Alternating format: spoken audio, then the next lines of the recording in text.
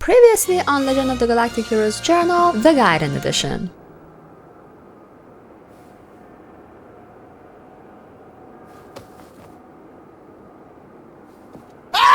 We got a couple of less chaotic episodes to cover this time. Well, before getting into the 6th Battle of Izarlon. Anyway, Chapter 7. The boys finally get to kick back with a bottle of wine. And what better topic to talk about on such an occasion than love? ラインハルト様なら他の者には難しい暇つぶしの方法も取れるでしょうに。例えば恋をなさるとか。Are you asking me out? やってみてもいいが、どうやって相手を探す？ Adorable. ラインハルト様、まず恋をすることを決めてから相手を探すというのは順序が逆でしょう。 My boy is speaking from experience. Like, imagine being desperately and madly and sadly in love, but Bessie just doesn't get it. どういう女性がお好みですか？ Something along the lines of Kirihai's core, Kirihai's coded Ziggy style. Bruh. Aren't they adorable? Then we had these two very unpleasant individuals meeting up. This part was good though. 俺は金髪の小僧も嫌いだが、Kも嫌いだ。 Yeah, put the bitch in his place. Also, ship. Then we got a gossip session with the boys. すると、リューネブルクの夫人は愛してもいない男と結婚したのか。結局そういうことになるかもしれません。それでは、夫になった男が気の毒ではないか。 Same, Ziggy, same. Like, no, even if on some level this dude's been wronged by those in power, it doesn't make him any less of an insufferable son of a... So yeah, my boy Reinhardt can be open-minded and sympathetic on his own. So what else in this episode? Yeah, right, this part. わしがただ一つ偉そうなことが言えるとしたら、ミューゼル少々が焦る必要は全くないということじゃ。焦るとは何に関してでしょう、閣下。人生に関してじゃよ。無論。 Unfortunately, Reinhardt went on to do the exact opposite. Ziggy returns home after 8 years in Chapter 8. 僕は結婚しないよ。 Why are you gay? No, but they're such cool and open-minded people. Like, if I were his mom, I wouldn't let him follow the blonde brat. I'd be like, child, you wanna be a soldier? The fuck? Alright, we're done here. And that would be right, because then my only son wouldn't have ended up dead. The staircase scene, though. I'm partial to the Gaiden art, but the Golden Wings one was pretty cute too. But you guys, one of the cutest, most adorable things I've seen in all of Gaiden and Gaiden has to be Reinhardt's reaction to Ziggy's return. 遅くなりました。なんだ、もう帰ってきたのか。もっとゆっくりしてくればいいのに。Right. 何をしておいででした？邪魔する奴がいないからとてもはかどった。たまにはいいな。Right, sure. フランクフルタークランツを買ってきたんですよ。召し上がりませんか？嫌だ。 Voice, oh my お嫌いでしたか？ケーキで釣ることができると思い込んでいるキルヒアイスの根性が気に入らない。 God. The best part was when Ziggy said, if you want to forgive me, come downstairs. And it took Reinhardt like a second to get up and follow. Moving on to episode 9, which had a great start. You guys know. I love this woman. And she's looking exceptionally good here. Because normally the hair is like, no. No. Then we got to see my girl Hilda. The Baroness plus Hilda was a combination I never thought I needed. But I did. I so did. あなたが男ならいずれ国務省書ぐらい簡単に務まるのにね。それとも軍隊に入って軍務省書かしら？ベストパーレ夫人こそ大元帥の軍服がきっとお似合いですわ。 Oh my god, yes, yes, she would. Gosh. そうしたら私参謀長になって差し上げます。 Just imagine that. The possibilities. I wonder what became of her though. They didn't show her like at all in the OVA. It was a bit of her in the beginning and then none. My disappointment is immeasurable. Then we got Reinhardt digging in to fuel up for the upcoming fist fight. Yo, this dude is sick. Jealous, paranoid. If you really saw this as a chance to one-up Reinhardt, that's just low. But thankfully, we had Kessler. Kessler on the scene to stop the madness. I mean, look at this. エリザベート、お前の婚約者はな。いや、なんでもない。 This sick man. Also this part. 俺だって姉上が連れ去られた時は10歳だったからどうしようもなかったが、あれがせめて5年後であれば姉上を伴って自由惑星同盟へ亡命していたかもしれない。 Just imagine how different everything would have been. A 15-year-old Reinhardt on Heinesen maybe, going to school. Would he end up in the military after all? I can't really imagine him doing anything else. ラインハルト様から戦争と野心を取ったら何も残らないのではないかな。もっとも人のことは言えないが。 Not really though. Ziggy could be a teacher, right? They talked about it. A kindergarten teacher. Since he's good at handling immense immaturity. ラインハルトの存在が彼の労苦を半減してくれる。彼自身はそう思うのだが、実のところそれは本末転倒した考えであったかもしれない。ラインハルトの存在がなければキルヒアイスの労苦は大半が消失していたであろうから。 I'd say all his troubles. I mean, no one can roast Reinhardt better than Ziggy. Actually, no one else is allowed to. 冗談だ、気にするな。気にしておりません。ラインハルト様の皮肉をいちいち気にしていたら、私はとうの昔に首を吊っていなくてはならないでしょう。 Boom. Roasted. キルヒアイスに甘えていると自覚したとき、ラインハルトはこういう態度になり、しばしば急に話題を変える。イゼルロン要塞が良くない。 Now hold on. Why blame my girl? But he's got a point. Instead of considering other options, both parties stay obsessed with her. On a different note, more Kessler? Always. Always appreciated. おかげで尊敬するリューネブルク少将に恥をかかせずに済んだ。礼を言っておこう。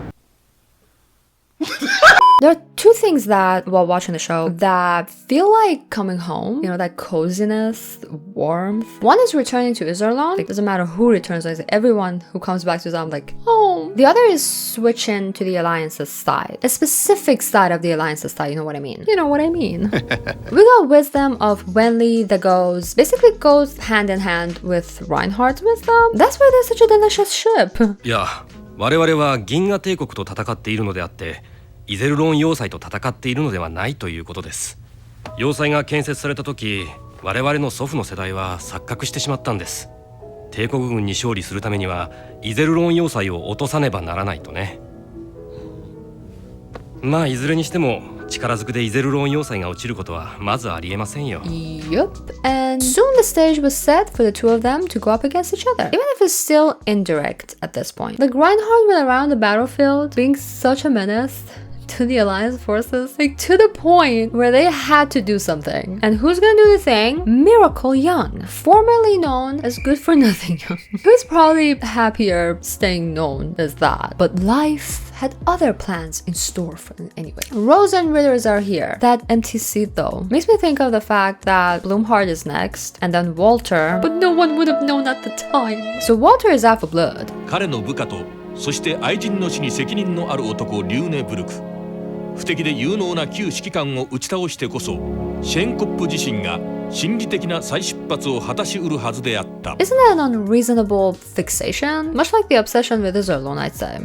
This might seem a bit random, but do you all remember the Keep Calm memes around? I was among the many who used the template when it was all the rave, but I didn't know that it was originally a motivational poster made by the UK government for World War II. So I think if the Galactic Empire were to make their own version, it would be like,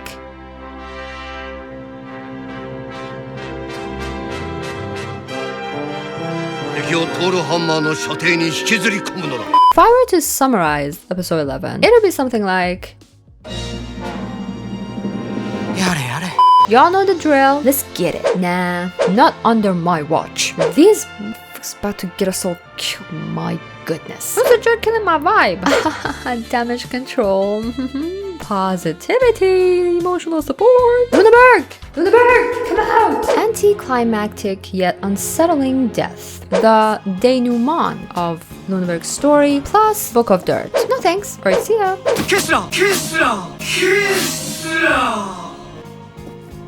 Yo, Reinhardt sounds like a wife sending her husband off to war after having dreamed he'd get killed the other night. One thing about this particular arc is the amount of narration included. Mr. Yara worked long and hard for his salary. And we talked about this before, I like the narration in the OVA. It never felt too much. In this arc though, he kinda did. Especially in the last chapter. If it weren't for the narrator's efforts, the story wouldn't have moved forward and wrapped up in episode 12. So much happened in this episode episode with so many moving parts, all contained inside the borders of narration. I mean, they probably did their best. I don't hate the episode, okay? Like, that scene with the Spartanians was dispensable, quite frankly. It depended almost entirely on the narration to make sense within the context of the episode. But I appreciated it for the insight it gave into the pilots' lives. Also, Pavlin and Konev together? No. But they could, and they should, have done better. This part, for example. Listen. もし期待外れの場合、その無能さがゴールデンバウム王朝を救うことになるな。それは皮肉を超えた認識であった。ラインハルトはゴールデンバウム王朝を打倒するためにこそ戦っているのだから。I definitely appreciate it when the narration provides some illuminating commentary or even criticism. But here, like, sir, we get it. There was only one instance in the episode when I thought, yo, where's the narrator? Is he on a break? That was when they showed Kemp getting off the Valkyrie. The scene was not really significant. It was lore-wise significant. We never had much of anything from this side of the Imperial army. And I had no idea Kemp used to be a pilot. I thought it was just a stubborn admiral who didn't listen to Mueller and got himself killed. So if the narrator decided to chime in here, I wouldn't have minded. But then again, I guess it wasn't necessary. Kemp being involved with some bendy white girls didn't really matter apparently to the main story or to him later on. Alright, I'm done nagging about the narration. I hope you're still with me. We're about to go over some highlights from this episode. こちら駆逐艦エルム3号中波のため後方へ退きます。なお艦長以下搭乗員に死亡者なし。My first ever ship. まあうちの司令官殿は顔が飛び抜けていいんだから頭がそれに釣り合っているように祈ろうぜ。 Fritz, honey, no closet could ever contain you. 27歳のオスカー・フォン・ロイエンタール、26歳のウォルフガング・ミッターマイヤー。熱き思いを葬りていざや歌わん君がため Wow, that was so powerful. 俺たちの目的を達成するためには全く血を流さないわけにはいかないだろうけれど、無益に血を捨てたりしないことだけは約束する。ラインハルト様が正しく目的をお達しになれば門閥貴族たちが平民の生命をもてあそぶこともなくなるはずですから。そうなる。いや、そうするさ。First of all, Westerland, and second of all, yes! 綺麗な天使のご加護があるんでね、お前さんと違って。Yeah, just adding some pop into the video for good luck. Good luck, babe. 美しいと言ってみても素晴らしいと言ってみても言葉は力足らずただ感動の時闇は逃げて続くダンス時は消えて綴るドラマどれも神秘オーロラの奇跡がきらめくよ So beautiful. I mean, I just butchered it, but like, thank you for watching and see you next time.